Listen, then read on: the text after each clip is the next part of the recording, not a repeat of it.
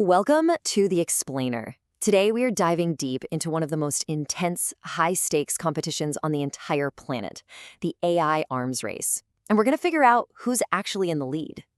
I mean, think about it. In just the last couple of years, we've seen this absolute explosion of AI models. You've got GPT, LLaMA, Gemini, Claude. The list goes on. Each one feels like another shot fired in this crazy race to build the most powerful intelligence on Earth. So that's a big question, right? Who is actually winning? Well, to really understand this race, you have to go all the way back to the starting line.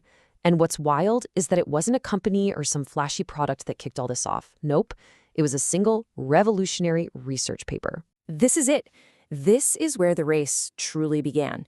In 2017, a team at Google published a paper on an architecture called the Transformer.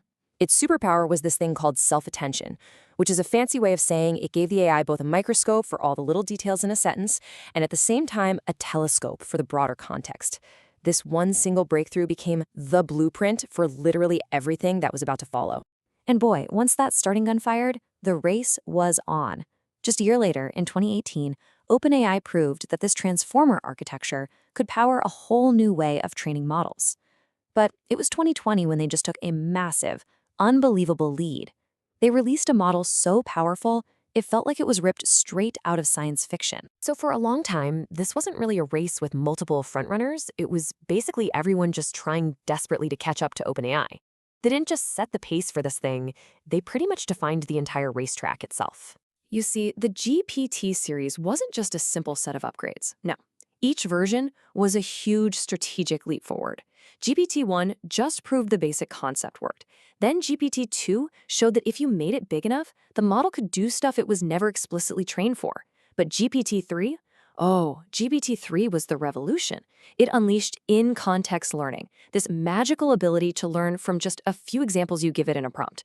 It was so powerful, it literally created a brand new job, the prompt engineer. And then came GPT-4, which could not only read, but could also see, understanding images and text together. Just incredible. So just when it looked like OpenAI's closed-off, kind of secretive approach was the only way to win, a new challenger stepped onto the field.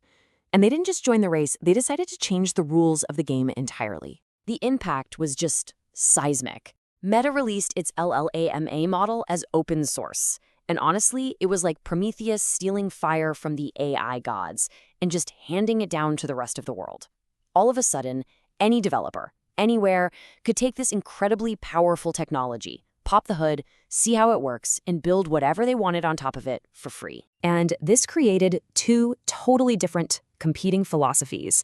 On one side, you have OpenAI's closed-source castle. It gives you peak performance, sure, but it comes at a high cost. And it's a total black box. On the other side, you've got Meta's open source fire. It gives you complete control, privacy, and much lower costs. But you got to do the work yourself. The race now had two very different ways to win. But here's the twist. Just as the open source world was really starting to catch up, the frontrunner, OpenAI, did something completely unexpected. They didn't just try to run faster, they actually changed the finish line. That's right, OpenAI pulled the rug out from under everyone and revealed a new line of models that completely changed the game.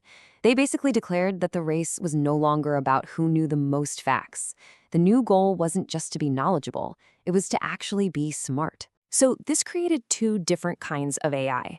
You had the book-smart models, like GPT-4, that were trained on pretty much the entire internet to know everything. They're perfect for, writing an email or answering a question. But these new street-smart models, they're trained completely differently. They're rewarded for getting the steps of thinking right, not just the final answer. This makes them built for tasks that need real reasoning, like solving complex math proofs or helping with scientific research. And this new race for reasoning, it attracted a whole new lineup of powerful competitors. You've got Google's Gemini, which is this massive all-rounder that can process the equivalent of a 700-page book in a single go. Then there's Anthropic's Claude, a total powerhouse in coding that's built on a unique foundation of AI ethics. And of course, you have Elon Musk's Grok, which is wired directly into the live, real-time pulse of the X platform. So with all these heavy hitters, each one pushing the boundaries in their own unique way, it really makes you wonder, where is this race actually headed? I mean, what does the finish line even look like anymore? If you look ahead, the next lap of this race is really being fought on four key fronts. First is multimodality, getting AI to see and hear just as well as it reads. Second is agentification. This is about turning AI from a passive tool into an active agent that goes out and does things for you. Third, and this is a big one, is a huge focus on safety and alignment. And finally, there's architecture innovation, the constant hunt for new designs that make all this incredible power cheaper and more accessible for everyone. And it's so important to remember this race is not just happening in Silicon Valley anymore. It's gone completely global. Countries like China are now major players, and they bring these massive talent pools, enormous data sets, and unique ways of using the tech that add a whole new geopolitical dimension to this competition. Which, brings us to the final lingering thought here.